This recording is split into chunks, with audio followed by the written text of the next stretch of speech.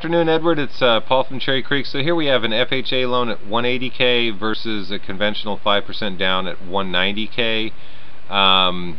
What you're looking at here, when you look at the loan amount on this has the FHA's 1% of whatever the loan amount is, the 1% upfront mortgage insurance premium added to the loan amount, just so you have an idea. That's part of what insures FHA along with the monthly mortgage insurance. Current rates at 4.2 versus 4.62, and then the full monthly payment, which includes taxes, insurance, and mortgage insurance, and then over here, which has no mortgage insurance. The difference is going to be down payment, but obviously you can push up your purchase price a little bit using this program also, but we'll get into that as time goes on. So we have our purchase price at 180K versus the 190K, and then the principal and interest payments. Property taxes will be a little bit higher because of the higher purchase price. Hazard insurance, which is just basically an estimate but should be pretty close, and then the mortgage insurance with FHA, which is why you're seeing a little bit higher purchase price here, but you have to remember the assumability with FHA down the road if you ever decide to sell it, and then the total payments here. And then in terms of closing costs, I'm going to leave that a little bit lean at this point in time. Down payment for FHA at 180 would be $6,300, and then $9,500 running the 5 down conventional. APR cost, this is processing and underwriting, and this is run through a separate company here, which is why you're seeing the APR costs go up a little bit. This is their underwriting and processing fees. I didn't put in the non-APR cost yet, but this is basically going to be title. And then here we have the upfront mortgage insurance premium, and that's paid directly to FHA. That's rolled on top of the loan amount also. Prepaids, when we get into this is going to be your taxes, insurance, and the prepaid interest that will be included in closing costs. So the taxes are paid twice a year, and it's just going to depend what month we roll forward into, and we'll populate this in a little bit later. As to how much the taxes are going to be. We're going to have a full year of insurance that we're going to have to pay, 3 months for impounds, and basically with the payments there, I would definitely recommend, especially as a first-time home buyer, with FHA we have to, but you do run impounds so that your taxes and insurance are paid for you. FHA, you have to do that, which is good, but that way there's no big surprises later on. So just to kind of give you a quick idea, you can click on the more information buttons. Obviously you're going to be saving a little bit more running the 5% down, but it's going to require a little bit more savings at the same time.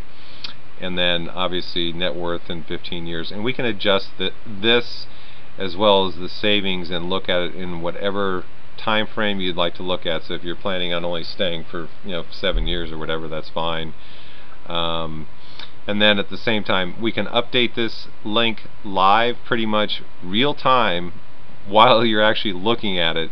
So when you and Musa actually go out and start looking, we can adjust and then put in, for instance, there's no homeowners association in here. So if we're going to populate that in, that's going to affect the payments.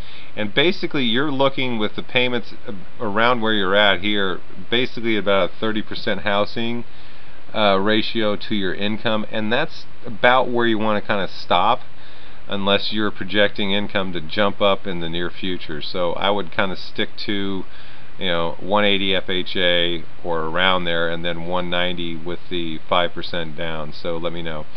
And in terms of interest rates, I'm going to just quickly take you into the market. This is the Fannie Mae coupon. This is what conventional loans are based off of. And the green candlesticks actually are good. It shows that we opened at the bottom and closed up here, trading being the top of the tail here.